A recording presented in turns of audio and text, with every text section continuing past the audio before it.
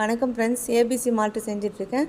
இது carrot, apple, beetroot மூணுத்தையுமே தோல் சீவி மிக்சியில் அரைச்சி இரும்பு சட்டியில் போட்டு கொஞ்சமாக தொழுவி வதங்கினதுக்கப்புறம் நம்ம 3 கிலோ நாட்டு சர்க்கரையும் அதிலே போட்டு தொழுவிட்டு மூடி போட்டு மேலே மூடி போட்டு கிண்டணும். அது இல்லாட்டா மேலே தெரித்து கொப்பளம் போடுற அளவுக்கு வந்துடுது.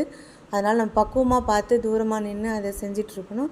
அது கொஞ்சம் டைட்டான உடனே முந்திரி, பாதாம், ஏலக்காய் பொடி பண்ணி வச்சுருக்கத்தையும் அதிலே போட்டு கிண்டிக்கிட்டே வரணும். நம்ம டைட்டாக ஒரு நேரத்தில் இறக்கி கீழே எடுத்துன்னு வரணும். நம்ம ஃபேன் காற்றுல வச்சு அப்படியே உடச்சி விட்டோம்னா இந்த அளவுக்கு பளபளன்னு வந்துடுது.